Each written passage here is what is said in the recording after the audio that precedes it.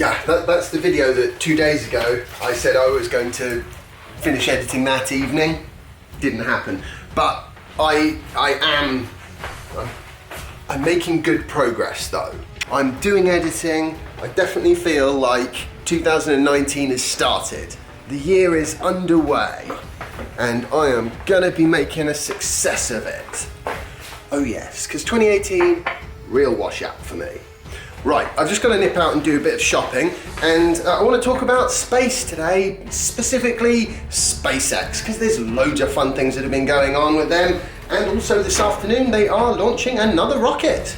It's an Iridium bunch of satellites this time, 10 of them, and I'd be interested to see how it's going to go, because there's been interesting things that have happened with SpaceX, but I better go do that shopping.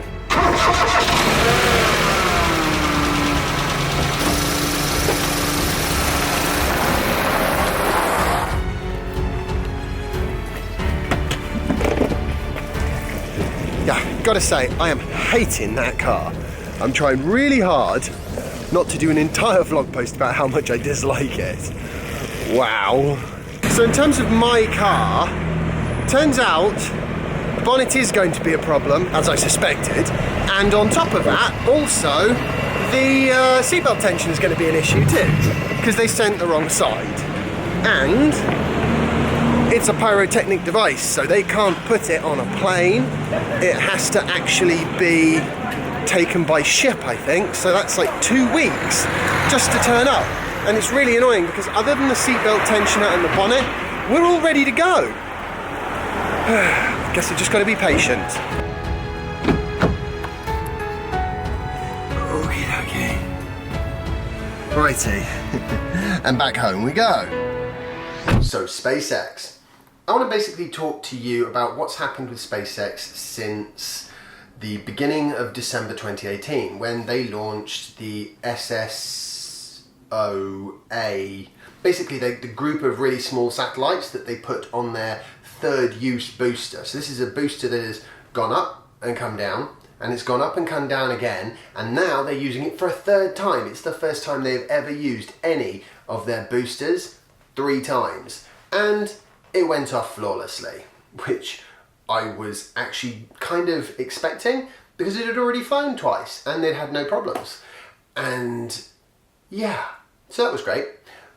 But then they had another launch, and this was the cargo resupply mission for the International Space Station. It was a few days later, if I remember correctly, and this was a brand spanking new booster, and they had a hydraulic failure on the grid fins, which meant that it kind of, well, they describe it as a soft landing in the ocean, but having looked at the pictures from when it was being towed back to the shore, it looked pretty mangled, especially the interstage right up at the top, sort of squished so it's not circular. And I mean, there's definitely going to be, they claim they might be able to reuse it for an internal SpaceX mission, but honestly, I think the reality is that booster is probably toast. Spare parts. There might be bits they can use again. And then we come to the GPS-3 satellite which they launched. And this was actually quite an interesting one because I think this is the kind of one that when Falcon Heavy is fully operational and being used regularly, and if Falcon Heavy gets to full reusability and regular use of the boosters, I mean, then this would have been a good one for them to use for that, because it would have hopefully had the Delta V to put the GPS-3 satellite into its intended altitude and inclination of orbit around Earth without actually having so little fuel left that they couldn't recover anything, which is what happened with this Falcon 9. It just went on its merry way into the ocean like most rockets do when they've finished being used, and that was the end of that. So that one, a rare non-reusable Falcon 9 launch. But it was interesting because it shows the limit of what Falcon 9 can get into space. And I think a large part of the problem was probably the inclination, which increases the amount of energy you need to get into an orbit. And altitude certainly doesn't help with that as well, of course, because you have to go further out. And just in about a couple of hours, they're going to be launching again. And this is going to be the Iridium satellites I mentioned earlier, 10 of them. And I think they're going to recover the first stage on this one. I actually don't know, because I haven't watched it yet, but I wouldn't be surprised. But there've also been quite a lot of stories about this Starship mock-up that SpaceX has been putting together, and talk about where that sort of test program is going to be going. There's an FAA application, I think it is, for a couple of different test phases actually for an sort of radio controlled vehicle. Basically, it doesn't really say exactly what it is in the document, but the FAA released some information, and basically there's going to be two sort of phases. I think it's up to about 500 meters and something like a minute or so, I think it was 90 seconds worth of flight. And then there's another phase which could be anything up to 5 kilometers. Actually, I think it was up to 750 meters. Can't remember exactly, but it's basically lower and shorter duration hops.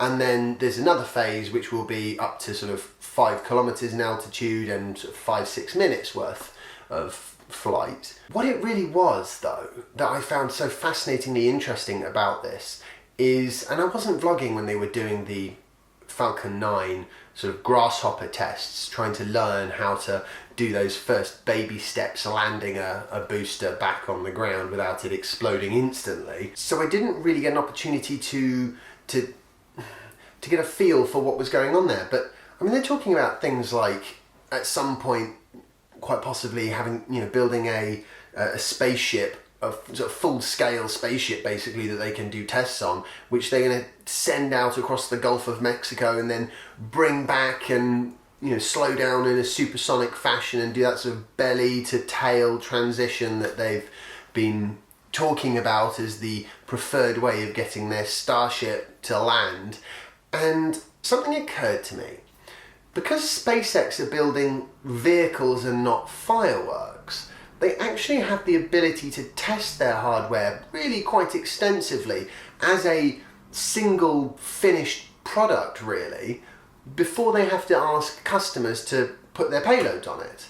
And that's very different from what you get with a traditional rocket company, because traditional rocket companies, they are really hemmed in by the fact that the things explode, and that's the end of that, at the end of their single use. So what it means is that they can do that incremental improvement technique that you would find, say, with an airplane company. Let's say Boeing or Airbus wants to create a new passenger plane. Well, you know what they don't do? They don't test the engines and test the metal they're going to use in the wings, then do some computer simulations and test the computer hardware on the ground, and then put it all together and sell tickets for the first flight. But the key thing that excites me so much about SpaceX, and has always really excited me about SpaceX, is I really feel like they are starting to really work out how you build rockets as vehicles, proper vehicles.